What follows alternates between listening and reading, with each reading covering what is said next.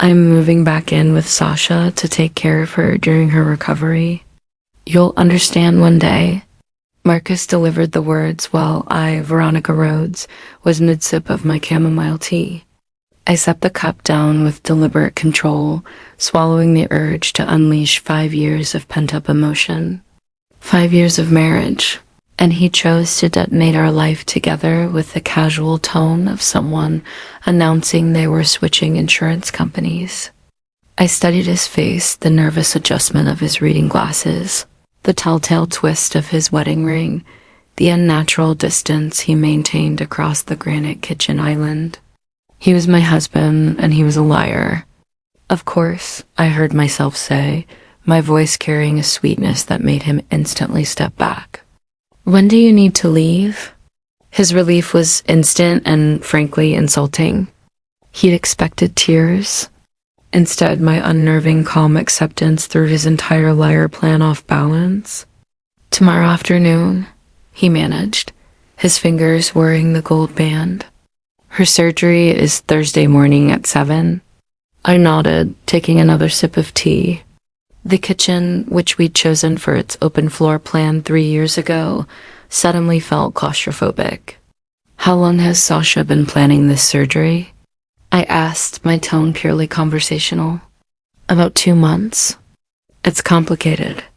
Something to do with nerve damage from her car accident last year, he recited, clearly grateful I was engaging rather than exploding. 2 months. While I had been finalizing our anniversary trip, he'd been planning his carefully orchestrated exodus. And she has no one else?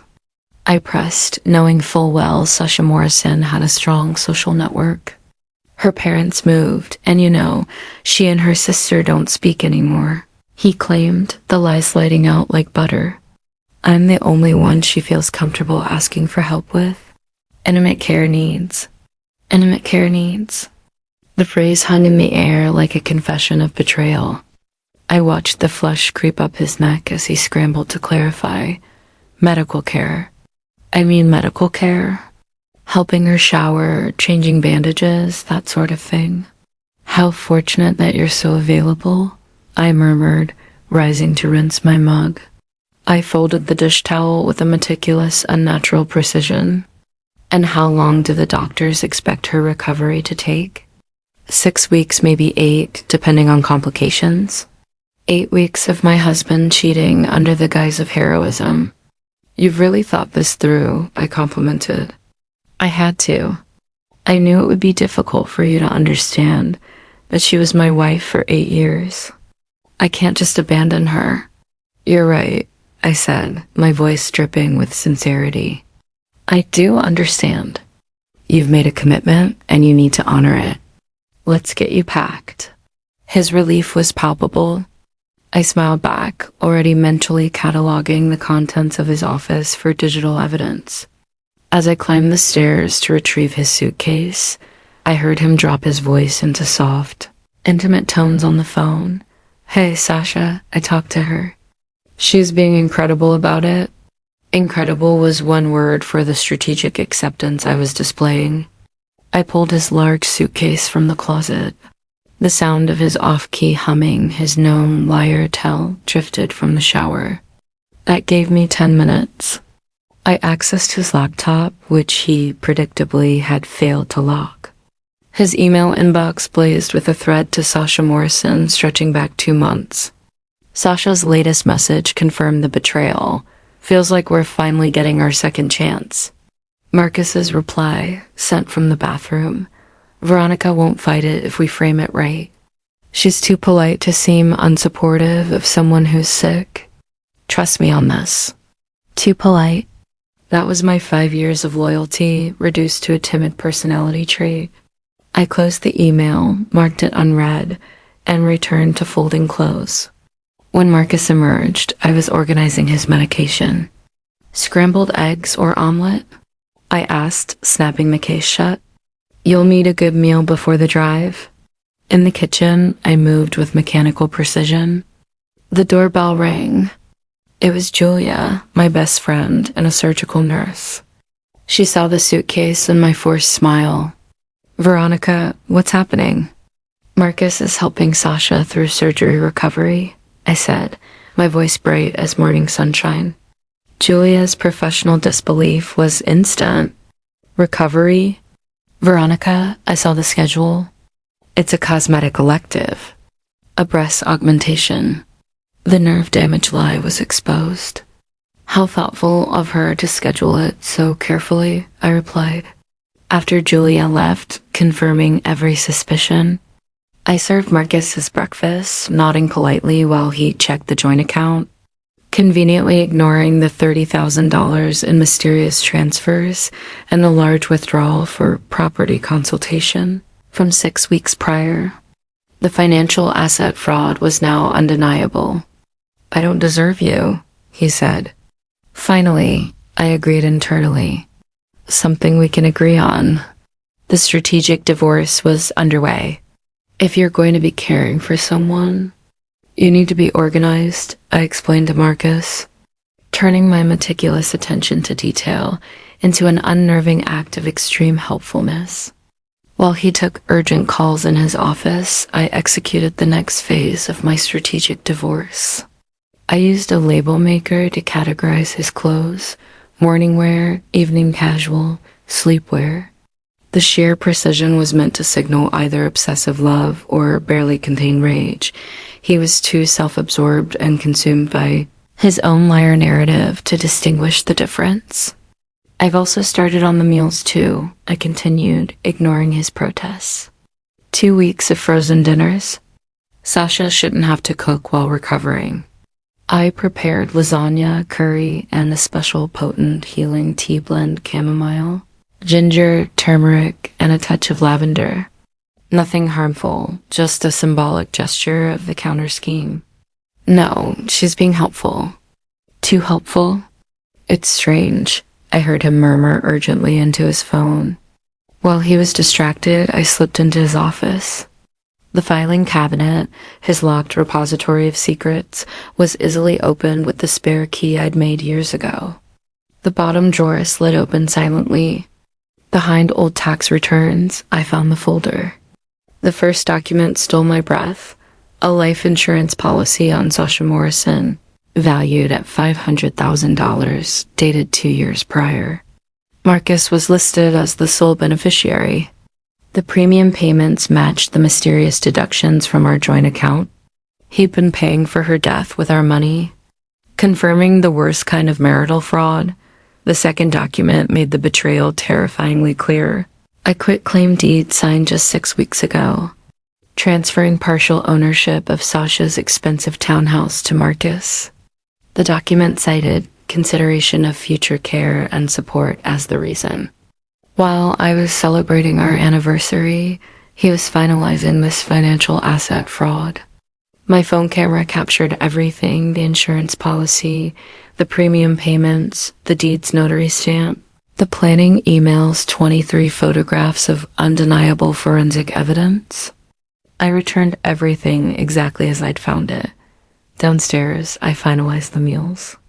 My sister, Chloe, called, and I let admiration seep into my voice as I described Marcus's noble mission. I knew Chloe would ensure the news of his sacrifice spread instantly through our social circles. After the call, I packed the lasagna, the curry, and the tea jar. Everything was ready. I drove 2 blocks away to a quiet coffee shop and pulled out the folder hidden in my purse. Every photograph was transferred to a new email account, backed up to the cloud. I printed copies of the insurance policy, the property deed, and screenshots of their planning emails. But the true masterpiece was the evidence of the cosmetic surgery scam, Sasha's own Instagram. 3 days before her emergency surgery, she posted photos from a wine tasting in Napa. I printed those too. The final piece was the anonymous, handwritten note on cream-colored stationery. Sasha, you should know Marcus took out a $500,000 life insurance policy on you 2 years ago, paid from marital assets. Combined with the property transfer, this creates an interesting financial picture. Perhaps ask why a healthy woman needs a caretaker who profits from her death. Check with your attorney about property transfers made under medical duress. Coercion voids contracts. Best wishes for your recovery, a concerned observer. I sealed the envelope, wrote Sasha's name across the front, and drove to her neighborhood. Strolling past the manicured lawns under the guise of an evening walk, I slipped the heavy manila envelope loaded with the financial fraud evidence into her mailbox. The drive home felt like floating. The calculated revenge had been deployed, targeting his accomplice with the very documents he thought secured his future. Back in my empty house, the silence greeted me like a friend.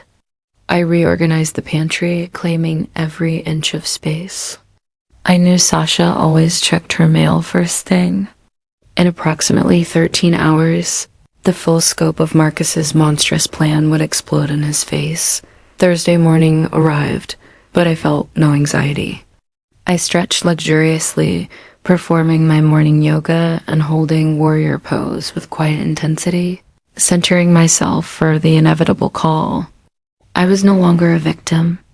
I was a fully prepared strategic divorce client. At 9 a.m., my lawyer, Eleanor Vance, appeared on my laptop screen. Veronica, I've reviewed the documents you sent. Your husband's actions constitute marital asset fraud, she stated, her expression sharp and professional.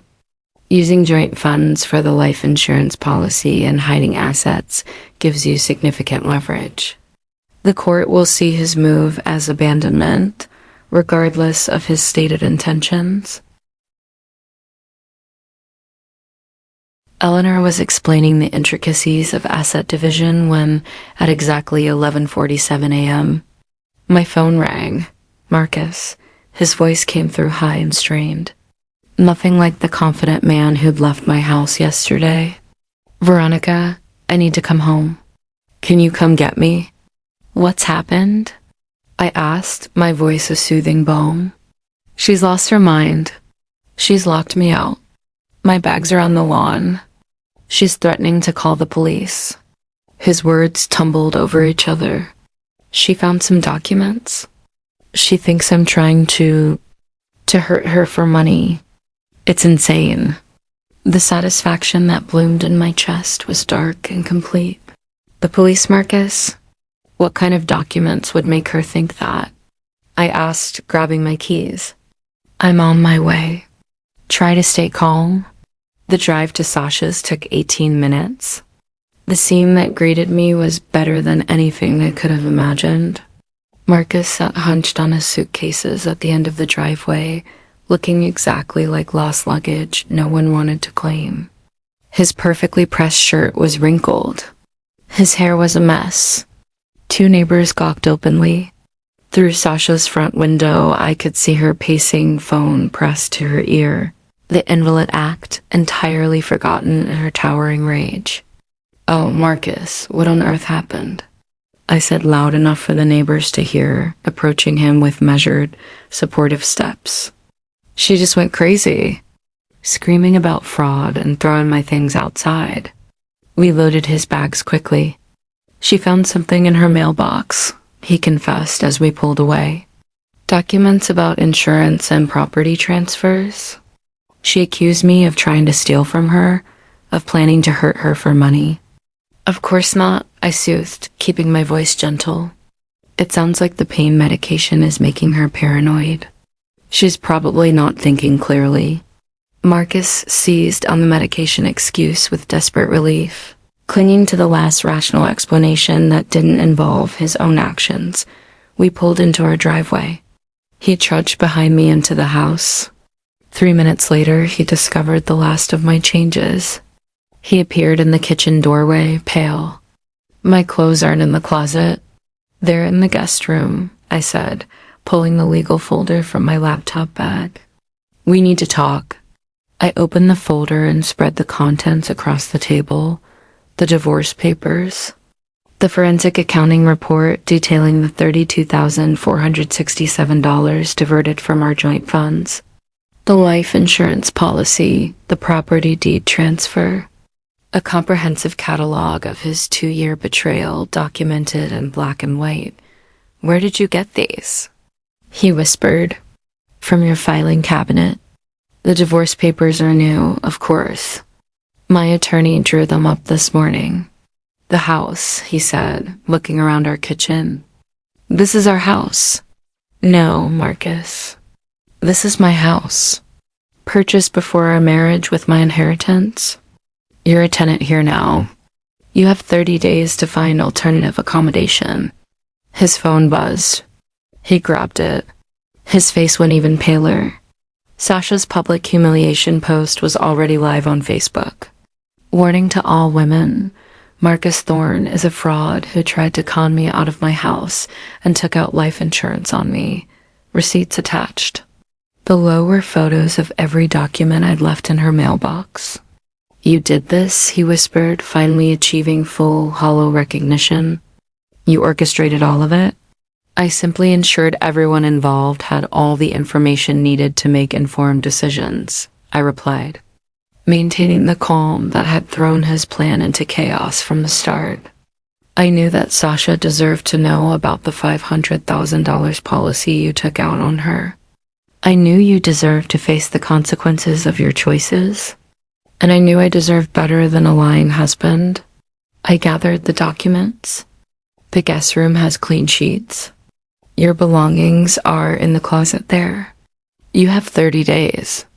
I walked upstairs, closing the door on his muffled, panicked phone call.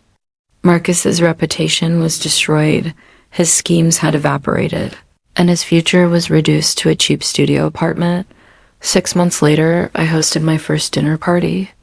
I had repainted the walls in colors I'd called too bold and converted his office into a reading room. My mother, who had finally shared her own similar divorce story, was right. The best revenge is living well while they live with their choices. Sasha had moved to Colorado and Marcus's social media had gone dark. I stood in my kitchen, washing wine glasses by hand, the house filled with the echoes of genuine laughter. The life I had reclaimed was clean, sharp, and entirely mine. The wife revenge was complete.